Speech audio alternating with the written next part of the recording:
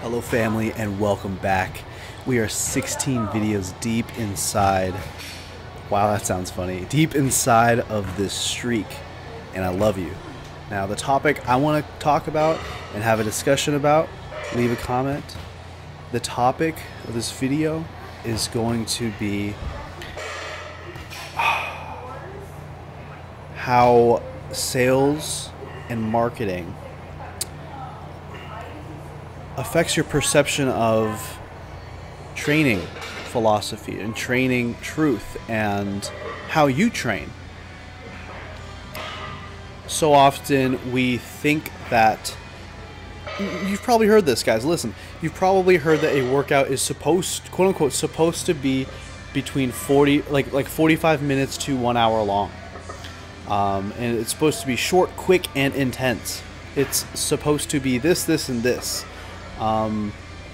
You are probably told or offered, or you probably heard about getting that lean muscular physique, or getting those sleek, ripped abs by doing X, Y, and Z, right? And so often you will train a certain way or think you have to train a certain way based on the sales and marketing copy of the suppliers of fitness products and fitness services.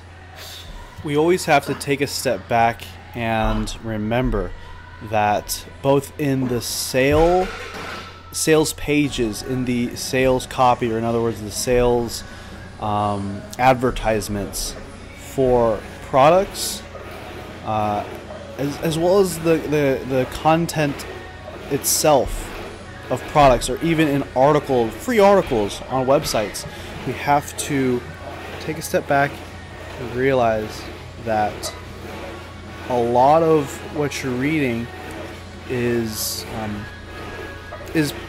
placed there specifically to get your attention, to get you there. For example, what sounds better to the single mother of 3 who has no time, who feels like they have no time to work out? They want to hear about quick, short, this, that. They want to feel like they're going to be served content that fits them perfect, that fits their situation perfectly, and their idea of fitness, or what they think is fitness, or what they think how they should exercise or how they should eat, is molded specifically to get their attention, to get their dollars, to get them to buy products. And same goes for you, if you're not a single mother of 3. If you are a person looking to build muscle, just starting out, you're triggered. You're looking for certain things, and realize that people selling products, even myself included, people are going to use words. People are going to try to appeal to you in certain ways by offering you short workouts, or short this, or so easy that. And too often people will take the methods in the copy, the sales copy, or the methods in the content itself that you paid for, or in the free articles, as the only way of doing things, the only way of how things are, how things should be. But it's simply not the case. It is never that. It is never just one way to train. There's never just your workouts don't have to be all consisting of exercising with 30 seconds between for every exercise to keep your heart rate pumping, so that this, and this, and so that somehow magically builds more strength than actual strength training.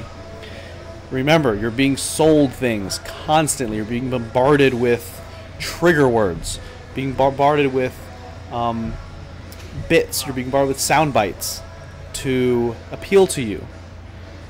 And because you're the market, you're what people are trying to sell to. Whether it's the free content, or paid content. Now, why am I even talking about this? I guess my whole point is the principles and concepts, the major building blocks, the major things necessary to know and understand and implement and factor into your training and nutrition. These aren't necessarily things that you throw onto the front sales page into your copy. They aren't necessarily things that sound appealing to consumers. You know, telling people things like, "Hey, I'm actually going to teach you what load and intensity and the other variables of lifting, such as volume and reps and sets. I'm going to teach you what they are and how to manipulate these different variables to achieve certain training adaptations, such as strength gain or hypertrophy." Scientific jargon, scientific talk like that, the stuff that eventually you understand, eventually you grasp, that kind of stuff, it's not advertised. It's not what's advertised. It's not mainstream. It's not necessarily out there. And even the people that know all these things and even teach these things, it's not necessarily going to be put into their sales pages and onto the front covers of ebooks, books, magazines, and stuff like that. So too often, mainstream or societies or your group of friends' ideas of proper training or how to train, how to weight lift, it's greatly influenced by the content in articles and posts and whatnot. And like I said, even with the advertising of the content, of the posts, of paid ebooks and books. We find a program, or we do a program, we think that the main principles of that program are how you're supposed to train or how you need to train, and it's not necessarily the case. Usually training programs themselves just manipulate the different variables of that are available to us, and it's not necessarily the specific it's not necessarily the specifics of what you did that brought you gains or that got you results, no matter how much results you got. It's actually a combination of a lot of different factors. And who's to say that you couldn't have gotten the same exact results on a different program or a different training? What I'm trying to say is there isn't necessarily just one way to train, or even just a few different ways to train. There is a huge spectrum of how you can train and force hypertrophy, force strength gains based on your workouts that you completed. There is such a huge spectrum available. There's so many different variables that you can play with on the spectrum. It's not just a hit or miss kind of thing. It'd be like saying, oh, only sets of 5 are going to get me results, but as soon as I do that 6th rep, somehow bad things happen in terms of my strength gains. Or vice versa. It's like you're doing sets of 8 and then you're like, oh, if I suddenly start doing sets of 7, I'm not going to see growth. No, man, there's a spectrum, and it's much more complicated than that. It's not so simple. There's so many different variables that we're dealing with here. And I think it's really important for you in the long term to start to grasp these different variables and how they affect you scientifically, as well as you personally with your experience and your preferences. So there is, seriously, there's nothing magical out there in terms of any one person's specific programs.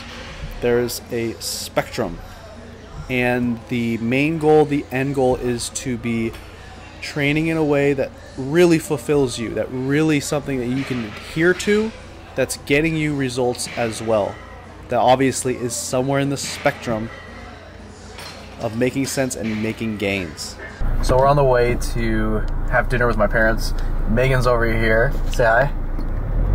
Hello. And she has to explain Star Wars to me about who getting married with who. Say it again. Padme and Anakin. Because I played Across the Stars, the love theme from Star Wars Episode 2, and Matt's like, who fell in love? And I was like, Anakin and Padme, and he's like, Anakin. I was like, Anakin Skywalker? No, I know Anakin, but he's like, oh yeah, wait, no, he fell in love? And I was like, babe. Yeah. I didn't ask who Anakin was. I said, what about love? Because I knew who Anakin Skywalker is and becomes. I'm like, love? Yes. Love? Falls in love with Padme. See, this is the thing, guys. I've only watched maybe 2 or 3 of the Star Wars. I don't even know how many there are. I definitely saw the one. 6 episodes, and there's a new one coming out in December. Okay, well, I definitely saw the one with Darth Maul, and I definitely saw one where. But he didn't remember Anakin getting saved by Obi-Wan and Qui-Gon, so. No, I definitely have seen the one with the fat blob thing. Jabba the Hutt. Jabba the Hutt, and some dude turning into a stone wall. Han Solo. And the part where, or the movie where the dude's in the forest or in the swamp area with Yoda being trained to harness the Force. Well, yeah. And I have no idea which one that was. Or that was number 6. That was number 6. Return of the Jedi. See, I know that the Star Wars movies are released not in the chronological order. Well, 4, 5, and 6 was released first, and then 1, 2, and 3 were released. Like in that order, though? Yeah. Really? What, 4, 5, 6? 1, 2, 3? Yeah. Oh, wow. That's interesting how they do that. Yeah. Yeah, they must have been very, well, 1, 2, and 3 came out way later than 4, 5, and 6. Yeah? Yeah. I'm really excited for the new Star Wars. Although people, I don't know. I'm not like. What's the storyline? I'm not that big of this? Huh? For episode like 7? I don't know. Yeah, I'm assuming it's based off of. There's books, right? Yeah. I never read them though. Oh, okay. So is this next one gonna be based off of something? I'm not really sure. They just having fun with it. I guess because Disney bought the rights to it, so Disney's the one making it. Yeah, I don't really know what it's gonna be centered on, but I'm gonna go see it with my dad. Do you want to come? Yeah, I know it's gonna be a great movie. Yeah. I just want to say that I just started following Paige Hathaway on Snapchat, and her Asian friend, her videographer slash photographer is freaking hilarious, and I definitely recommend following them. If anything, because that dude's so funny, but she's awesome too. We're here, family Monday dinner. We're actually with my nephew, finally. Haven't seen him in forever. It's Chris, my dad, my mom, and Megan. Temple Garden Chinese cuisine here in Citrus Heights. We normally go to Hometown Buffet, believe it or not, every Monday. For Military Monday, you get basically a family discount if family members served in the military, which my dad has, Korean War stuff, whatever. So here we are. Let's do it. Yeah. Alright guys, you want to see what I looked like as a child? If you want to see what I looked like when I was 2 years old, look at this. Uncle. There's me. There's me when I was 2. See that? Yeah. Half Filipino, half white. My grandma's his great grandma. Yeah. See? Your mom is his aunt. Bro. Hey, dude, your mom's his aunt. My mom's his aunt. Pick it up. Alright, so we got steamed rice, orange chicken, broccoli beef, wonton soup, that's your pork, and we're trying to get him to eat. You're on video about saying no way, Jose.